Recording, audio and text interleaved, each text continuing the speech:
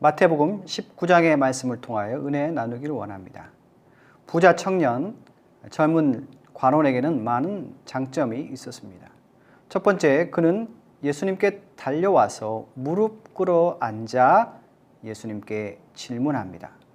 이처럼 겸손한 자세로 예수님께 나온 사람의 대부분은 사실 아픈 사람, 병들거나 귀신 들린 자였습니다. 그런데 이 부자 청년은 병들지도 않았고 귀신 들리지도 않은 멀쩡한 사람이었습니다. 정리하자면 첫 번째로 비장애인으로서 주님 앞에 무릎을 꿇은 겸손한 자세를 그는 가지고 있었습니다. 두 번째, 그는 어려서부터 율법을 잘 지켰습니다.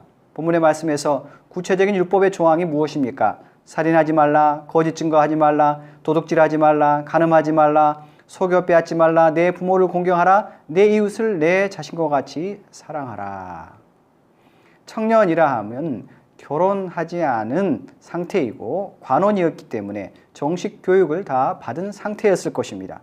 추측한 그때 지금의 시대에서 나이를 추정하면 26살에서 30대 중반입니다. 자, 그렇다면 연소하여 그가 이 율법의 말씀을 지켰는데 연소하다는 언제부터일까요? 물론 우리나라 말 속담에 3살 버릇이 80까지 간다라는 말이 있는 것처럼 그는 어려서부터 율법의 말씀을 잘 배우고 또 지키는 훈련이 되어 있던 장점이 있었습니다. 세 번째로 그는 제대로 된 질문을 할 수 있는 현명함이 그에게 있었습니다. 제가 대학교, 고등학교 또 대학원 생활할 때 많은 숙제를 감당해 보았습니다. 내용을 요약하라든지 독후감을 쓴다든지 그 다음에 소논문을 쓴다는 것. 제가 경험한 가장 어려운 숙제는 질문을 만들어 오라였습니다. 다시 말해서 주어진 내용을 분명히 알고 숙지해야만 제대로 된 질문을 할 수 있지 않겠습니까? 이처럼 이 부자 청년은 예수님께 이러한 질문을 하지요. 내가 무엇을 하여야 영생을 얻으리까? 예수님께서 그의 질문을 다시 한번 확인합니다. 네가 생명에 들어가려면, 다시 말해서 영생, 생명에 대한 구체적인 일이 무엇인지 그는 궁금했습니다.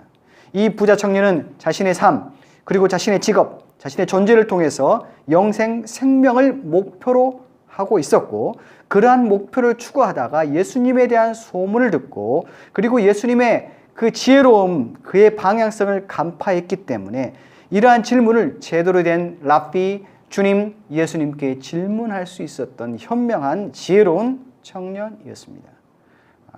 추측해 보건대 그는 분명한 직업이 있었고 부모의 훌륭한 교육 밑에서 순종할 줄 아는 장점이 많은 청년이었습니다. 이 청년에 대한 예수님의 반응이 어떠하였습니까?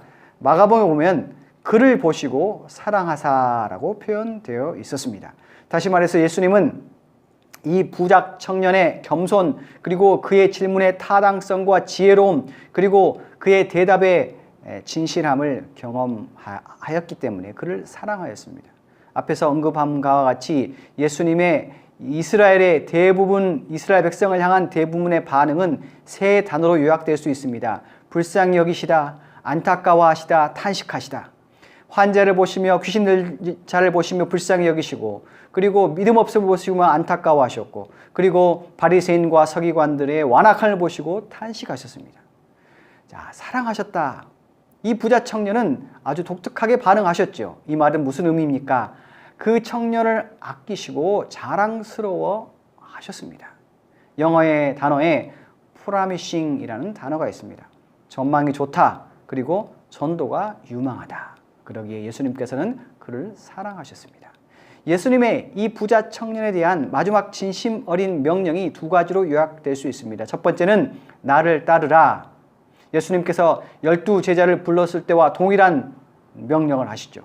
두 번째 예수님의 진심 어린 명령은 그러나 먼저 네가 선행해야 할 것이 있다. 그것은 내 소유를 팔아서 가난한 자에게 주라고 말씀하십니다.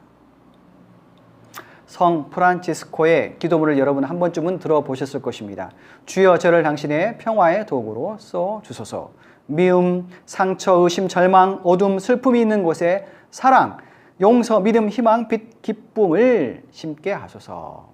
이 성 프란시스코가 회심했던 계기가 언제입니까? 그의 나이 25살 때입니다. 그는 부자 상인의 아버지로부터 예수님을 따르겠다라는 자기의 인생의 절대적인 소명을 얘기했을 때 아버지가 그의 모든 재산을 몰수했습니다. 심지어는 그가 입고 있던 옷까지도 벗고 맨몸으로 주님을 따랐습니다.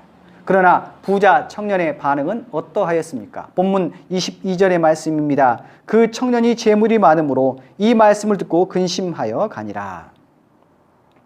그는 많은 장점이 있었습니다. 그러나 그럼에도 불구하고 재물이 많으므로 그 재물 때문에 주님으로 인하여 실족하였고 근심하였습니다.